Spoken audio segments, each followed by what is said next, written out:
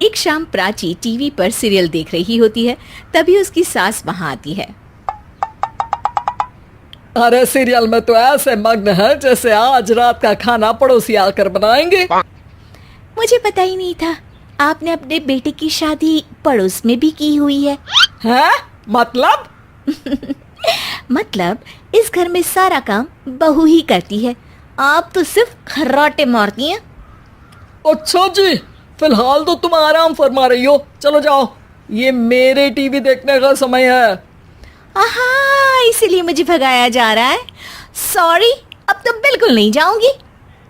प्राची की इस बात पर दोनों सास बहू के बीच टीवी रिमोट के पीछे बच्चों जैसे छीना झपटी शुरू हो जाती है, जिसके बीच श्लोक भी काम से घर वापस आ जाता है। हाँ, आज मेरी चूहे बिल्ली की जोड़ी किस बात पर झगड़ रही है? अरे तेरे बीवी मुझे टीवी ही नहीं देखने दे रही। अरे तुम्हारी मम्मी मुझे खाना बनाने के लिए फोर्स कर रही है। अरे वाह, ऐसे बेतुके रीजन पर तो बच्चे भी झगड़ा नहीं करते। अरे मुझे कुछ मत बोल, सब इसने ही शुरू किया है। हाँ हाँ, जैसे आप तो बहुत दूध की धूली है ना। अरे बस, दोनों चुप।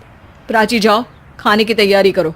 और माँ तुम छोड़ो, तुम्हें क्या बोलूं, शांति से अपना सीरियल देखो, मुझे दोबारा लड़ने की आवाज सुनाई नहीं देनी चाहिए।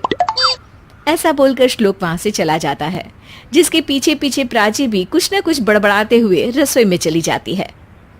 हाँ हाँ, सासू जी को तो कुछ बोलेंगे ही नहीं, बस मुझ पर ही हुक्म चलता है, खाना बनाओ, जैसे मैं इनके घर में खाना बनाने के लिए आई हूँ। इसी तरह शाम बीतती है और रात को श्लोक और प्राची की सास खाना खाकर सोने चले जाते हैं, लेकिन प्राची गुस्से में कुछ खाए बिना काम में ही लगी रहती है। इस घर में किसी को घंटा फिक्र नहीं पड़ता मैं खाऊं या भूखी रहूं। प्राची कुछ देर के लिए रसोई से बाहर जाती है और जैसे ही वापस आती है तो वहां दूध का भरा ग्लास देखकर हैरान रह जाती है। फिक्र पूरी है, बस दिखाना नहीं है। प्राची दूध पीकर सोने चली जाती है और अगली सुबह एक बार फिर सास बहू का कार्टून नेटवर्क स्टार्ट हो जाता है। ये तुमने ही किया है। अरे अजीब जबरदस्ती है, मैं बोल रही हूँ मैंने कुछ नहीं किया। दोनों ने मिलकर पूरे घर को पागल खाना बनाया हुआ है। यहाँ कोई नॉर्मल इंसान तो रह ही नहीं सकता, इसीलिए अब पड़ोसी क्या रिश्तेदार भी घर आने से कतराते हैं। और सुन बेटे, तू भी चंगा, तेरी माँ भी चंगी, तेरी बीवी भी चंगी, रिश्तेदार। हाँ जी, आपको नहीं पता क्या, गंगाधर ही शक्तिमान है, रिश्तेदार ही। हाँ हाँ, बस समझ गया। कभी जानवरों जैसे लड़ेंगी तो कभी जुगलबंदी करेंगी। भाई मैं आप दोनों के बीच में नहीं फंसना चाहता। सास बहू की इस मनमौजी जोड़ी से परेशान होकर श्लोक अपना सिर खुजलाता वहां से चला जाता है। चलो अब मैं भी कीर्तन में जा रही हूँ।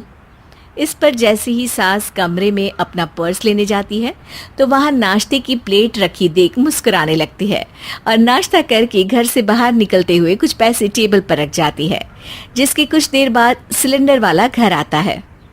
ओ मोरी मैया, मैं सिलेंडर के बारे में तो बिल्कुल भूल ही गई थी। घर खर्च के सारे पैसे भी मम्मी के पास है और श्लोक से बोला तो उल्टा 4 बात सुनाएंगे। प्राची ये सोच ही रही होती है कि अचानक उसका चेहरा चमक उठता है और वो घर में आकर इधर उधर देखने लगती है। तभी उसकी नज़र टेबल पर रखे पैसों पर पड़ती है, जिन्हें वो सिलेंडर वाले को दे देती है। ये सब श्लोक देख लेता है। अच्छा बेटे, इतना बड़ा घोटाला, सबके सामने मैं तेरी दुश्मन और पीठ पीछे तेरी मेरी यारी।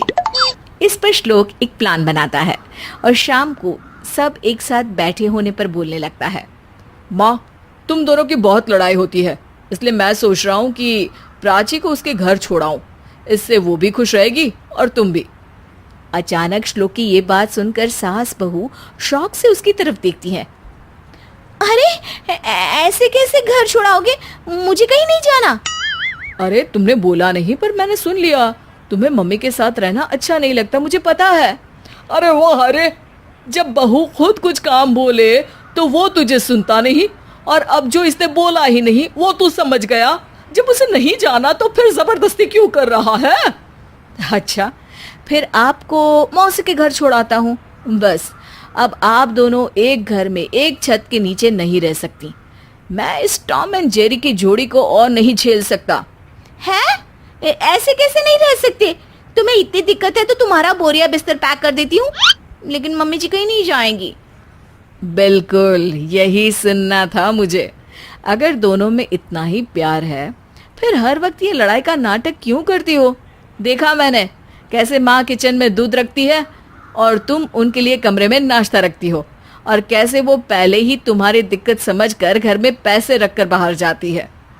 अरे भाई, इतना ड्रामा तो डेली सोप में भी नहीं होता जितना तुम दोनों ने इस घर में फैलाया हुआ है।